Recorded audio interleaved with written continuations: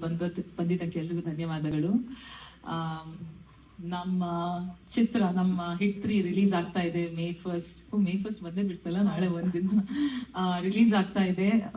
ನನ್ನ ಮೂವಿ ಸ್ವಲ್ಪ ಟೈಮ್ ಆದ್ಮೇಲೆ ಬರ್ತಾ ಇರೋದು ತೆರೆ ಮೇಲೆ. ನನ್ನನ್ನೇ ನಾನು ನೋಡ್ಕೊಳ್ತಾ ಇರೋದು ಒಂದ್ 2.5-3 ವರ್ಷ ಆದ್ಮೇಲೆ. ನಾನು ತುಂಬಾನೇ ಎಕ್ಸೈಟೆಡ್ ಆಗಿದ್ದೀನಿ.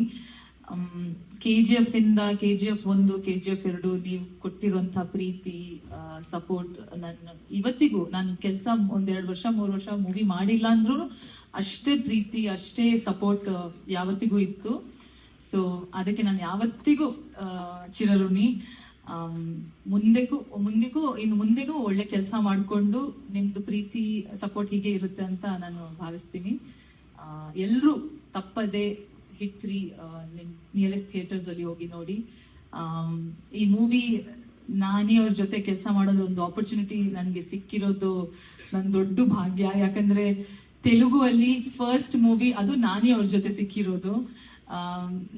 ನಾನು ಇನ್ಫ್ಯಾಕ್ಟ್ ನಾನಿ ಅವ್ರನ್ನ ಮೊದಲನೇ ಸಲ ಸಿಕ್ಕಿದಾಗನು ಹೇಳಿದ್ದೆ, ಅವ್ರಿಗೆ ಗೊತ್ತಿರ್ಲಿಲ್ಲ ಅವ್ರು ಯಾರು ಅಂತ ಗೊತ್ತು. ಬಿಕಾಸ್ ಅವ್ರು ಅನ್ಕೊಂಡಿದ್ರು ಕರ್ನಾಟಕದಿಂದ ಬಂದಿದ್ದಾಳೆ, ಇವಳಿಗೆ ನಾನು ಯಾರು ಅಂತ ಗೊತ್ತಿರಲ್ಲ ಅಂತ.